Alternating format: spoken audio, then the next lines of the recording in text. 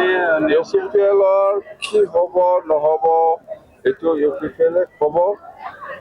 আমি জানো ইউপিপিএল দলৰ দিছপুৰ আৰু দিল্লীত NDA হিচাপে আছে, অকল BTCত নাই। এছেম্বলি হ'ল দিছপুৰ। তো এছেম্বলি ইলেকশ্যনত ইউপিপিএলে হিচাপত NDA হিচাপে কেণ্ডিডেট পাব লাগিছিল। ইহঁতে ভোট পাই অন্তত 15টা সমষ্টিৰ ভিতৰত কিবা এটা সমষ্টি ইহঁতেও পাব লাগিছিল। পাইছে না নাই মই নাজানো। আমাৰ BPF আজিলৈকে এতিয়ালৈকে কিমান চিট পাব এতিয়ালৈকে কনফাৰ্মেশ্যন নাই। হয়তো আবেলি বতৰত পাব। আমাৰ অহাকালি TMD মিটিং বহিব, তেতিয়া সব কথা গম পাব।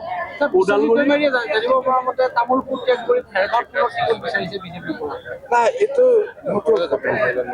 ইহঁতৰ কথা, আমাৰ কথা নহয়। এইটো ইহঁতৰ কথা, এইটো BJPৰ কথা। ক'ত টিকেট বিচাৰিছে, ক'ত খেলিব। মুঠতে BPF দল হিচাপে 15টা সমষ্টিত খুব ভাল পজিশ্যন আৰু NDA হিচাপে 15টা চিট পঠাই দিয়াটো আমাৰ দায়িত্ব, আমি কৰিম। শক্তিশালীৰ ওপৰত দীপেন বড়োৱে নামি পৰিছে ওদালগুৰি সমষ্টিত, গতিকে কি নাই, শক্তিশালী হয় না দুৰ্বল না শক্তিশালী এইবিলাক ইলেকশ্যনত দেখা যায় কি হয়। মুঠতে আমাৰ দায়িত্ব হ'ল 15টা সমষ্টি আছে BTC অঞ্চলত, 15টাকো NDA হিচাপে মই পঠাই দিম।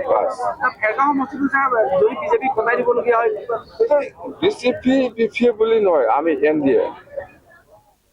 একালৰ ইয়াৰে যিহেতু নেচন বড়ো এইবাৰ খেলিছে, আপোনালোকৰ পৰাই আছিলে প্ৰাৰ্থী, কিবা ইয়াতে ফৰক পৰিব নেকি? ডেপুটি স্পীকাৰো আছিলে, কোনোবা দলৰ কিবাটো আমাৰ BPFৰ লগত কম্পেয়াৰ কৰিব নালাগে। ইউপিপিএল কিমান ষ্ট্ৰং নিজে কৈ ল'ব। আমিতো কম BPF বিৰাট ষ্ট্ৰং। ইউপিপিএলে নিজে ষ্ট্ৰং বুলি যদি ক'ব পাৰে কৈ ল'ব পাৰে, কিন্তু আমাৰ কোনো BTCৰ ক্ষেত্ৰত ইউপিপিএলৰ লগত কোনো বুজাবুজি নাই। সেইটোৱে দীপেন বড়ো আপোনালোকে কৈ আছে আপচু প্ৰেচিডেণ্ট দীপেন বড়োই এইফালে ওদালগুৰিত খেলিব। ইয়াতকে আৰু ডাঙৰ প্ৰেচিডেণ্ট আছে নেকি? আহকচোন, মোৰ কথা সেইটোৱে। ইয়াতকে ডাঙৰ আৰু প্ৰেচিডেণ্ট কোন আছে? আহক। আমি কিন্তু BPFে 100% 15টা চিট দিম, স্পষ্ট।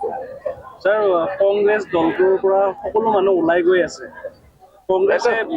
এইটো কংগ্ৰেছৰ কথা।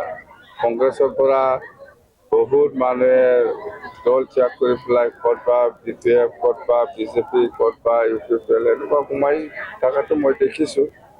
এইটো কংগ্ৰেছ দলৰহে কথা, আমাৰ লগত কোনো কথা নাই। মুঠতে আমাৰ স্পষ্ট BPF হিচাপে 15টাত আমি 15টা দিম।